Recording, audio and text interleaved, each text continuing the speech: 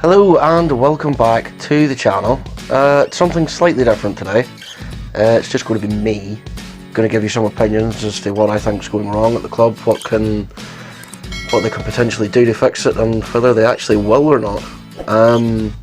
As always, any opinions you have on what I'm saying, you know, if you think I'm right, you think I'm wrong, you have your own, bang it into the comment section below, and I hope you like my rambling.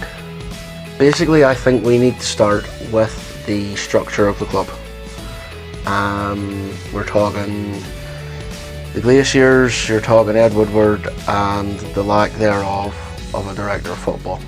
Ed Woodward's a money man, he's not a football man. But the problem is, though, that the Glaciers are happy if the club's still making money hand over fist and being one of the richest clubs in the world. That, oh well, Ed Woodward's doing his job, but he's not doing his job, because it's going to get to the stage where if we're not competing in Europe, we're not signing these big players to help us, that the revenue's then going to go down because people are going to turn away from the club. And as the revenue goes down, then he's not doing his job, and then the Glaciers are going to get annoyed. I think, to be fair to them, everyone would wanted the Glaciers out. I mean, I don't see why you would say Glaciers out. They're giving the club enough money. They're just letting other people do the work. I mean, it happens at every club. You've got your owner, but you've got your, you've got your people who do the day-to-day running of the club. They just, for want of a better term, they just write the checks. If they want to keep Woodward, that's fine. If he's winning them over with his handling of things, financially, that's fair enough. But I think a director of football to come in and oversee the transfers and take Woodward away from it, because the man can't negotiate. The man offered £30 million for a 16-year-old from Birmingham who's had 3 months in the Championship. He almost canned the Lukaku deal when we were selling Lukaku, because he wanted an extra 2 or 3 million than what Inter Milan were offering. 2 or 3 million, he tanked the deal for it. On another note as well, I have to say, I had to get this in here somewhere, that regardless of what you feel about the man, and I have no love for him whatsoever, but you see what happened the other week. People who associate themselves with the club, I'm not even going to call them fans because they're not, went and attacked the man's house. I mean, luckily, in a way for him, luckily him and his family weren't there. But in a way it was kind of unlucky too, because at least the idiots would have got arrested for it if they were in. If anything, you're probably going to make him more determined to stay and do a job by doing something like that. You can look at the transfer policy as well, and the negotiating that the club's done and the transfers that they've done in and out. I mean, the amount of money that we've absolutely lobbed at clubs for players. Since Ferguson left, the amount of money we've absolutely thrown at clubs, 549 million net spend. And you look at some of these players that have been brought in for massive money, and what did they do? Like, I could go Di Maria, Fellaini, Falcao. Now I know Falcao was coming back off a big injury. Schweinsteiger, Schneiderlin. We let Henrik Mkhitaryan go to get Alexis Sanchez. I mean, who in their right mind at Old Trafford thought, I know what we'll do, we'll give you our best player at the minute, and we'll take Sanchez off you. I mean, Sanchez couldn't hit a barn door with a barn door at Old Trafford. And big Lukaku, I don't mind the fact that a lot of people say to me, oh, Lukaku was sold, that was silly. That wasn't the silly part, the fact that he was sold. The fact that he wasn't replaced was the silly part. It's like, oh, we've got strikers at the club. No, we don't. We've got one striker at the club who he insists on playing on the right wing more often than not. Because Marcus Rashford isn't a centre forward, and Anthony Martial's not a centre forward. Because if the ball's out in the wing, waiting to be crossed in, and you're looking going, where's your centre forward to be attacking this ball? Well, Martial's usually standing out in the left wing at that stage, and the ball's in the right wing. or Martial's the boy crossing the ball up. You know, there's no focal point there. Mason Greenwood's done. Listen, he scored more goals than Man United than Alexis Sanchez did, and he's just a small child. You can't be relying on him week in, week out to be scoring the goals to at least. No, I'm not saying, you know, go back and challenge for the title, because that's a long, long way off. But at least attempt, you know, make an attempt for top 4. You bring in Bruno Fernandes.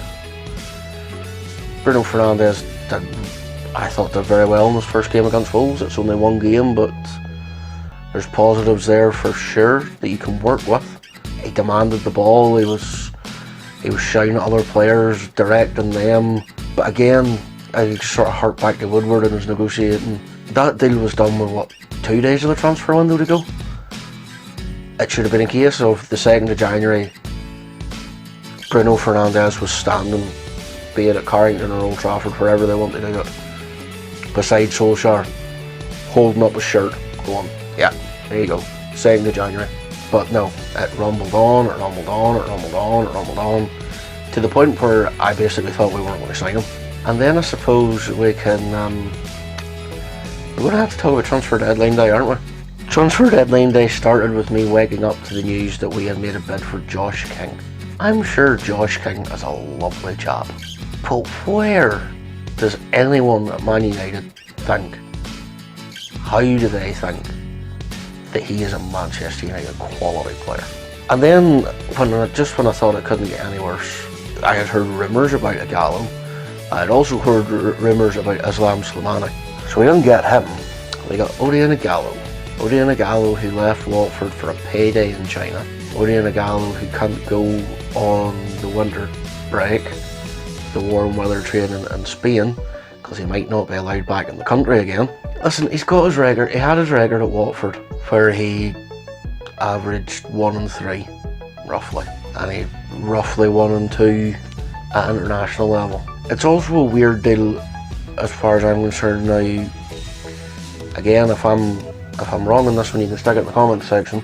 It's the first loan I have seen in a very, very long time that there's no obligation to buy, there's no fee, you know, potential fee if you want to buy him. It's just 6 months, end of the season, done. You know, he could come in, he could score a hatful. So what, do we keep him? He could do nothing, right? Okay, there's no obligation to buy you, see you later. I mean, I hope he does well. I mean, for the sake of the team, and the sake of our league position, and the sake of my sanity, I hope he does well, but it's going to be tough. I think really the next thing we need to look at, as far as what's wrong at the club, this is a tough one.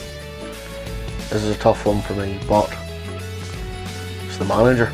He doesn't seem to have any, I don't want to say idea, because that's maybe being a bit harsh. He's very much out of his depth. He has a way of, we'll play counter-attacking football. Well, it's alright playing counter-attacking football if you're playing away from home. You can't play counter-attacking football at Old Trafford. He doesn't seem to have a plan B. Takes forever to make subs.